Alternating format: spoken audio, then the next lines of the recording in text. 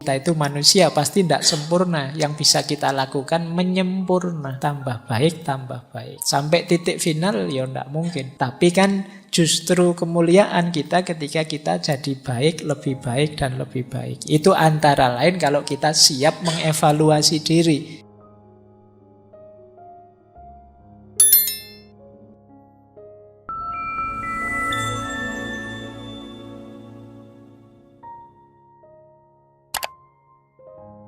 Assalamualaikum warahmatullahi wabarakatuh. Bismillahirrahmanirrahim. Ada beberapa variabel dalam metodenya Sokrates ini. Jadi kalau ada teman-teman yang ingin menggunakan metode ini, mungkin setelah ini mau ngumpul-ngumpul bareng di kafe mana, harus punya kualifikasi ini. Yang pertama apa? Harus punya minimal 3 sikap. Selain wawasan ya. Kalau wawasan itu pasti. Tanpa wawasan, tanpa pengetahuan sama sekali sulit menggunakan metodenya Sokrates ini. Sikap yang penting apa? Yang pertama rasa ingin tahu. Yang kedua terbuka. Yang ketiga menghargai apapun gagasan orang. Tidak menghakimi. Kalau Sokrates itu gayanya menghakimi, itu begitu temannya ngomong keliru langsung mesti disalah-salahkan. Kamu sesat kamu kok mendefinisikan kok seperti itu. Mesti langsung dibegitukan. Tapi Sokrates tidak, dihargai. Jadi diawali dengan kalau memang menurutmu keadilan itu begitu, bagaimana kalau dalam kasus yang seperti ini ya? Nah, terus dia mikir lagi. Ya kalau dalam kasus yang seperti itu ya mungkin begini. Nah, tapi kan kontradiksi dengan definisimu tadi. Katanya tadi keadilan itu begitu. Nah, ini gayanya Sokrates. Jadi dia tidak menghakimi. Sampai dia terus iya ya kontradiksi. Berarti harus disempurnakan definisinya kemudian. Itu terus sampai ketemu sendiri. Itu gaya dia. Jadi menghargai pikirannya orang. Ya tentu saja yang paling dasar rasa ingin tahu. Jadi ini memang kunci ilmu, kunci filsafat itu rasa ingin tahu. Kalau rasa ingin tahunya mati ya tidak jadi berkembang ilmunya. Kalau mental kita ala Pak sudah tidak usah tanya-tanya, semuanya baik-baik saja tanpa ditanya macam-macam, ya wis. Selesai urusannya. Tapi kan tidak ada peningkatan kualitas. Wong kita itu manusia pasti tidak sempurna. Yang bisa kita lakukan menyempurna. Tambah baik, tambah baik. Sampai titik final ya tidak mungkin. Tapi kan justru kemuliaan kita ketika kita jadi baik, dan lebih baik. Itu antara lain kalau kita siap mengevaluasi diri. Berarti apa? Rasa ingin tahunya harus hidup. Mana yang lebih benar? Mana yang salah dari yang aku selama ini? Nah, kalau Sokrates levelnya tidak hanya untuk dirinya, tapi juga menemani yang lain, mempertanyakan diri dan menemukan kebenaran. Yang kedua tentu saja terbuka. Jadi pikiran yang terbuka. Tidak milih-milih referensi, tidak milih-milih sumber. Apapun yang datang diterima meskipun tidak ditelan begitu saja, ya dikritisi. Kamu pakai sumber ini, apa cocok? Kamu pakai referensi itu, apa ya cocok? Kamu pakai buku itu yang kamu pakai. Wong itu buku masak-memasak kok dipakai untuk menyelesaikan problem politik misalnya. Nah itu namanya terbuka tapi kritis. Banyak orang yang menutup diri sejak awal. Biasanya ya sederhana. Orang tertutup itu di antara cirinya logikanya pokoknya. Logika pokoknya itu sudah tidak usah dibantah. Kamu minggir kalau ada orang pakai logika pokoknya. Pokoknya ini yang benar. Ya wis ngalah-ngalah. Kalau sudah pokoknya itu sudah tidak bisa dialog sudah. Berarti dia sudah tertutup. Selesai ceritanya kalau di situ. Loh, kalau sahabat-sahabatnya Sokrates itu terus pakai logika pokoknya, ya selesai. Tapi Sokrates ini pinter kalau membuka pikirannya orang agar terbuka. Ceritanya Sokrates ini lucu. Jadi kalau sedang ngobrol itu isinya mesti penuh tertawa. Nggak kok tegang kayak orang dihakimi gitu. Nggak. Ngobrol santai-santai, ketawa-ketawa sambil bongkar pikirannya sendiri-sendiri. Kalau teman-teman tertarik bisa baca, kan beberapa ada dialog-dialognya Sokrates, dialognya Plato tentang Sokrates yang diterjemah. Itu ya meskipun terjemahannya ndak terasa lucunya sih, wong ya kaku bahasanya. Tapi anggap saja itu lucu lah, ya memang maksudnya lucu. Cuma kan ya bisa diterjemah dari Indonesia ke Inggris sudah dari Inggris ke Indonesia sudah luar biasa. Jadi 3 sikap ini harus hidup.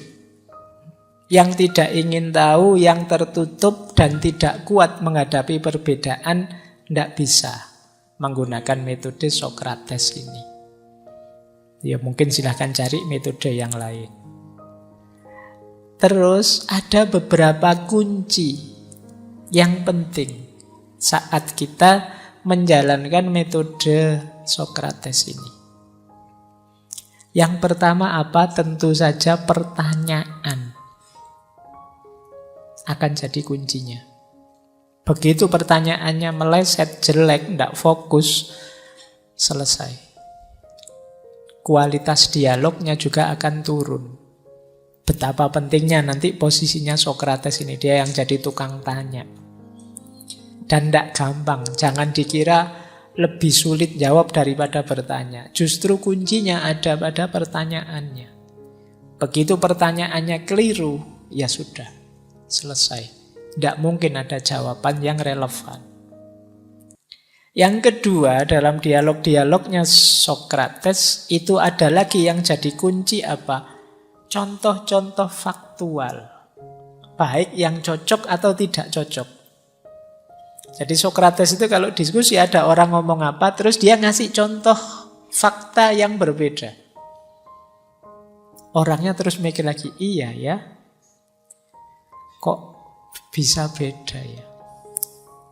Cinta itu adalah ketika perasaan kita meluap-luap ingin memiliki saja apa yang kita cintai misalnya. Terus Sokrates mata, gimana kalau ada seorang ibu atau orang tua yang anaknya disekolahkan jauh sekali, di asrama atau di pondok yang jauh.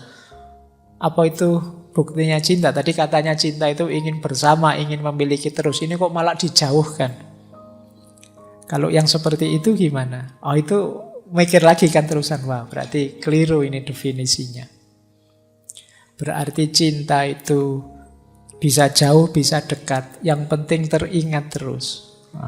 Ya mungkin nanti bisa ditampilkan fakta lagi. Gimana kalau ada suami nyari uang pusing, tidak dapat apa-apa, akhirnya lupa sama istrinya, yang dipikir cari uang terus. Itu disebut cintanya hilang apa enggak? Oh, itu gayanya Sokrates. Pokoknya kamu jengkel loh mesti nih ketemu Sokrates ini. Tapi ikutilah, nanti lama-lama kamu bisa ketemu, bisa mendefinisikan, oh ini. Yang benar itu memang seperti ini. Jadi dia pintar memberi fakta atau counter fakta. Kalau begini gimana? Kalau begitu gimana? Katamu cinta damai, tapi kok yo seneng sekali kamu kalau ada rame-rame, kalau ada gegeran. Loh, tapi kan bukan berarti seneng dengan rame-rame itu membuktikan kita tidak cinta damai. Lah tapi terus apa ukurannya orang cinta damai itu? Apa kalau ngomong lembut? Kan ada orang ngomongnya lembut tapi nyelekit. Yo yang lembut tapi tidak nyelekit, Pak. Yo lembut tidak nyelekit sih, tapi ya begitu dipikir-pikir sebenarnya itu merendahkan kita itu. Terus kita marah, ya terus gimana? Oh, itu gayanya Sokrates. Jadi mengejar kita terus sampai kita sampai pada kebenaran. Dan jangan lupa ini yang agak sulit yang ketiga ini, kemampuan merangkum dan menyimpulkan. Ketika kamu menjelaskan pada Sokrates bla bla bla bla, terus dia bilang, "Oh, berarti maksudmu ini ya." Itu berarti dia menegaskan. yang kamu omongkan panjang lebar tadi sebenarnya kan intinya ini toh. Nah ini pinter kalau Sokrates, merangkum dan menyimpulkan. Kadang-kadang kan kita tidak terlalu canggih di situ. Orang ngomong panjang lebar, oh berarti yang diomongkan itu intinya ini loh. Nanti intinya lebih panjang dari omongan tadi. Jadi disuruh menyimpulkan malah ceramah sendiri. Nah itu kan ada yang seperti itu. Nah kalau Sokrates pinter ya, dari uraian panjang terus ketemu, oh intinya ini. Nah itu kalian latihanlah gayanya Sokrates, ini menarik untuk kita menemukan kebenaran. Baik, kita lihat ya salah satu contoh fragmen ketika Sokrates ngobrol dengan temannya. Misalnya, ini misal. Misalnya satu ketika Sokrates tanya, apakah bohong itu sesuatu yang pasti buruk? Tentu saja. Tuhan pun memperingatkan kita bahwa bohong itu buruk. Apakah semua bohong itu buruk? Ya jawaban temannya, ya tentu saja. Baik. Nah ini yang fakta tadi. Bayangkan seandainya ada seorang ayah di hadapan anaknya yang sakit. Yang anak ini menolak minum obat. Akhirnya ayah tersebut menaruh obat di tempat anaknya biasanya minum.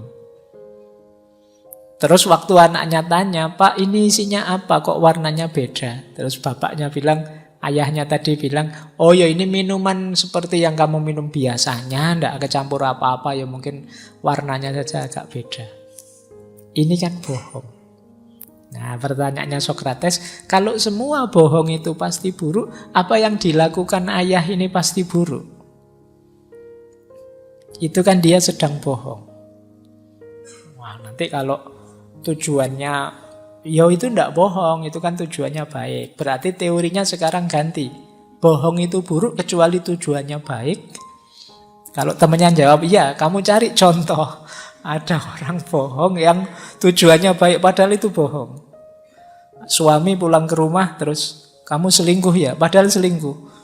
Terus dia bilang, enggak, kata siapa saya selingkuh. Tujuannya apa kok dia bohong? Biar keluarganya terjaga.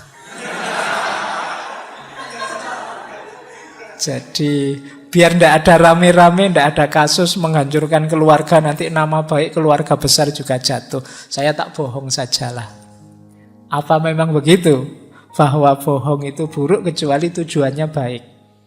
Ataukah tujuan yang baik ini perlu diklasifikasi lagi? Atau seperti apa? Nah, di sini kamu mulai puyeng sekarang kan mendefinisikan apa itu bohong. Jadi ini gayanya Sokrates. Oke, nanti bisa kamu praktekkan kalau ingin membuat stres orang itu kamu.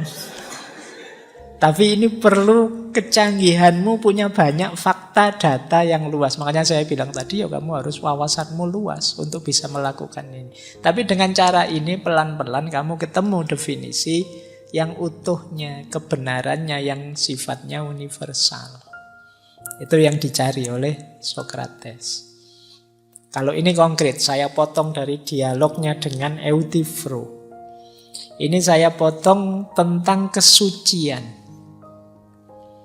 Ini kan menarik. Kita itu kan tiap hari juga sering ngomong kata-kata suci.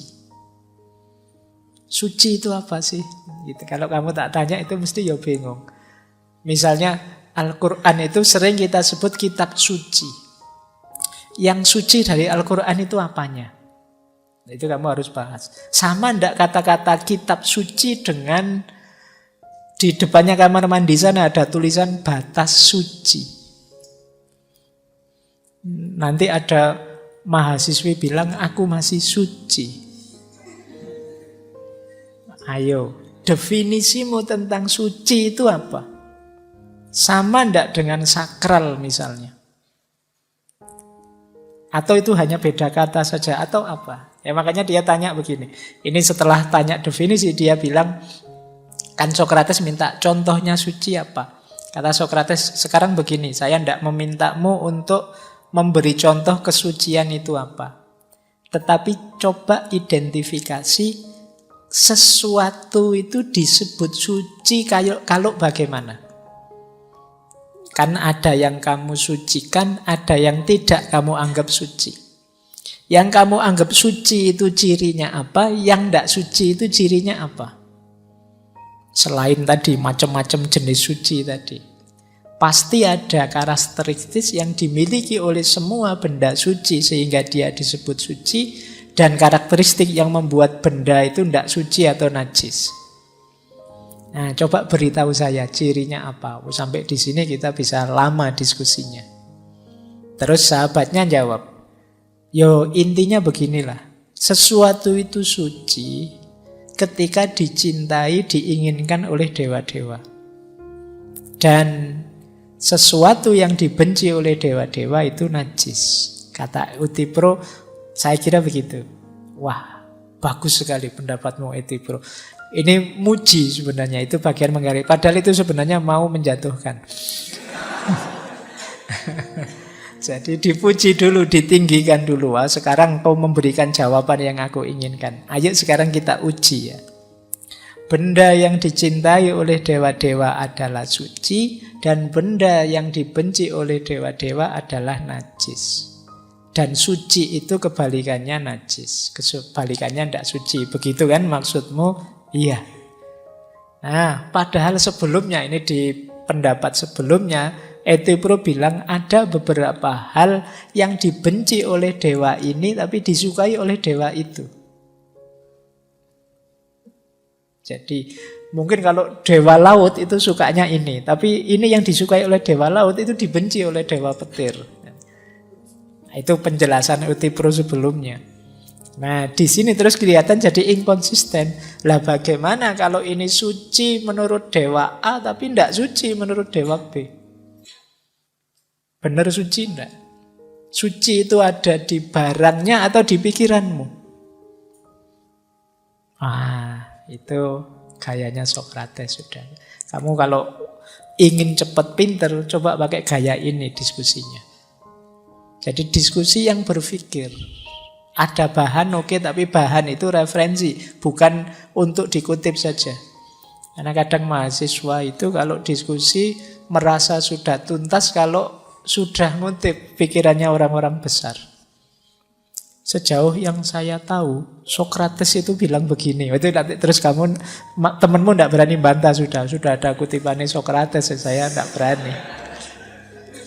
Itu strategi yang pernah dulu saya pakai zaman saya mahasiswa. Itu ada lomba debat P4 yang antar mahasiswa baru.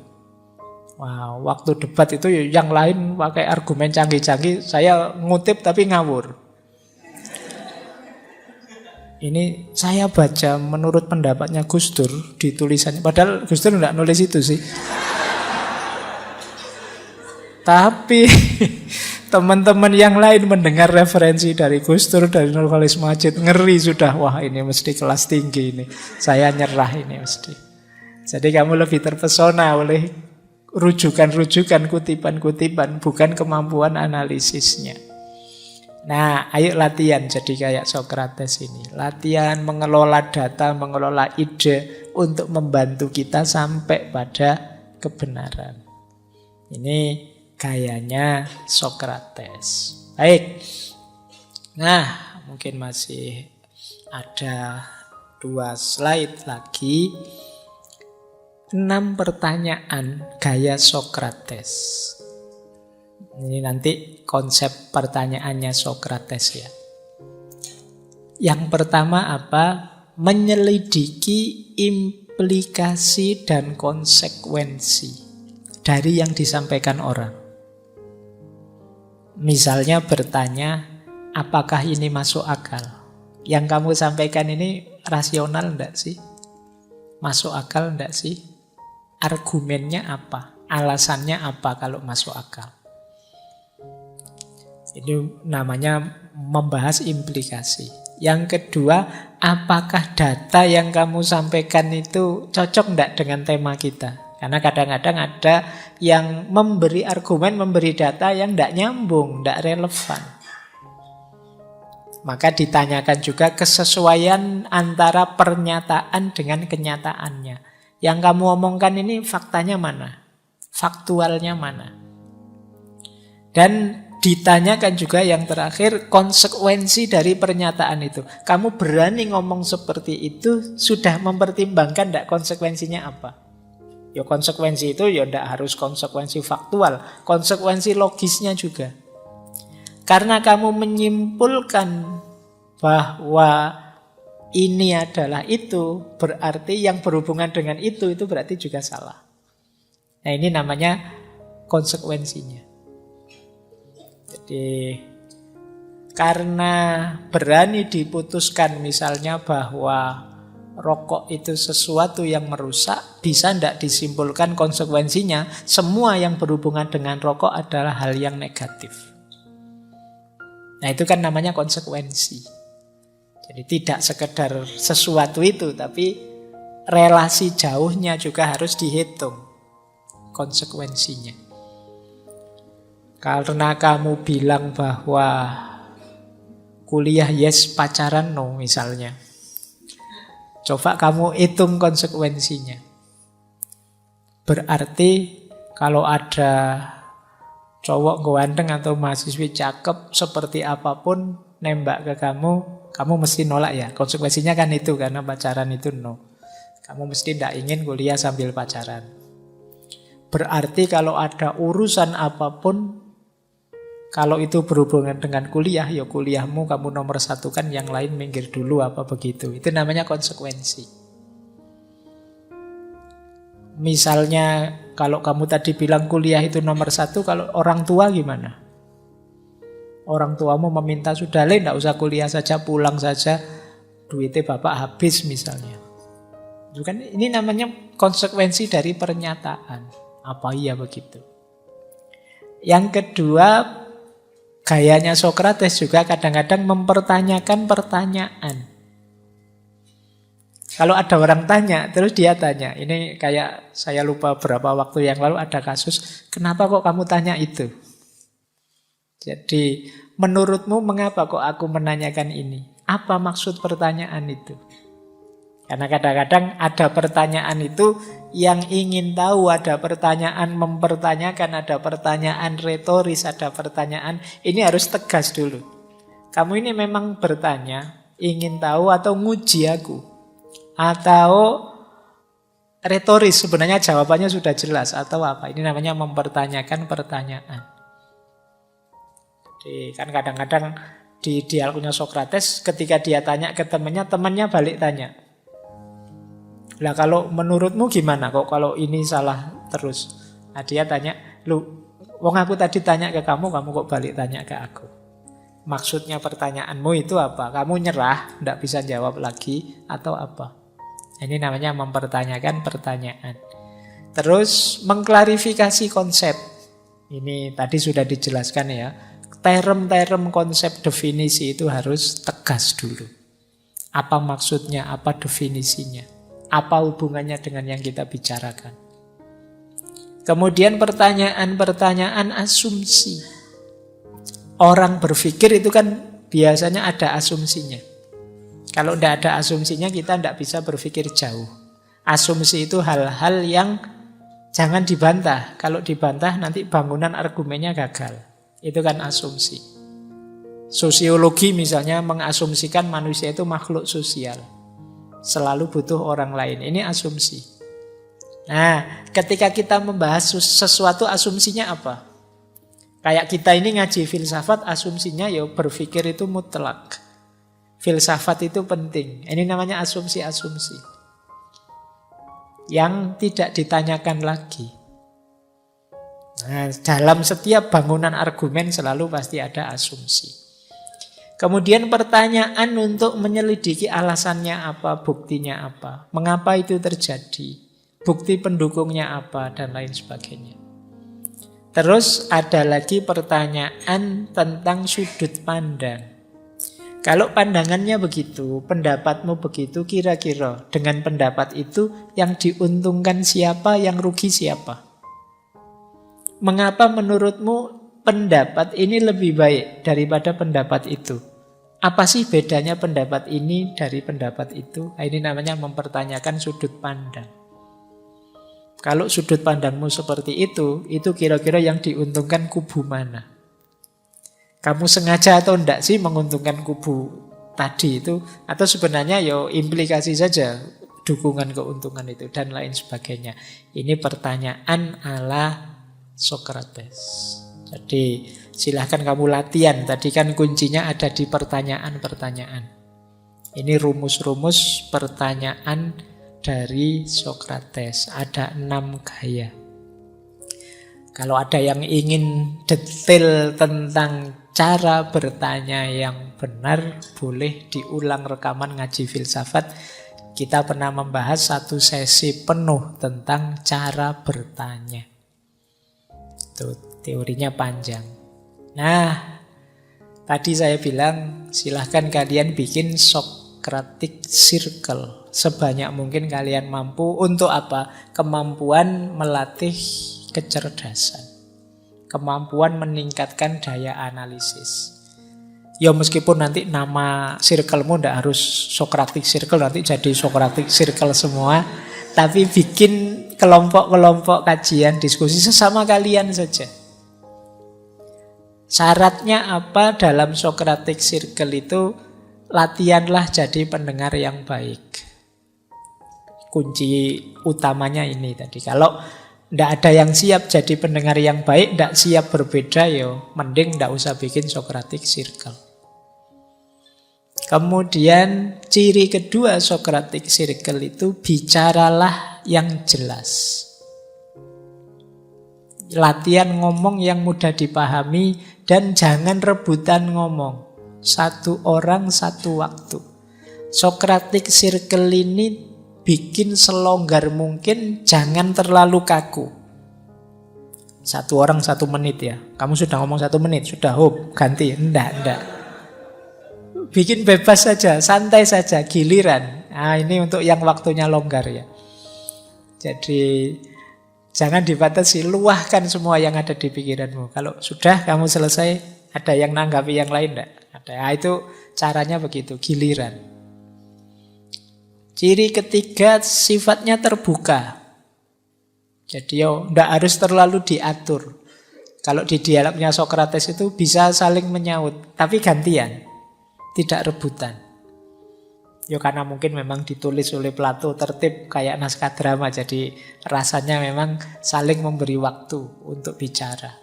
Tapi terbuka, tidak ada batas-batas. Dan dihargai. Jadi kalau teman-teman membaca dialognya Socrates itu pendapat apapun, pendapat siapapun dihargai. Tidak ada yang tiba-tiba dihakimi. Wah, bodoh kamu, wah sesat kamu, wah ngawur kamu, tidak ada yang begitu. Jadi selalu dihargai. Ya kayak tadi, wah bagus ini jawaban yang saya tunggu. Ayo kita uji sekarang jawabanmu. Nah, ini menghargai namanya. Jadi tidak menghakimi. Kemudian Socratic Circle itu bicara apapun pastikan punya argumen. Silahkan mempertahankan pendapatmu, tapi yang berargumen.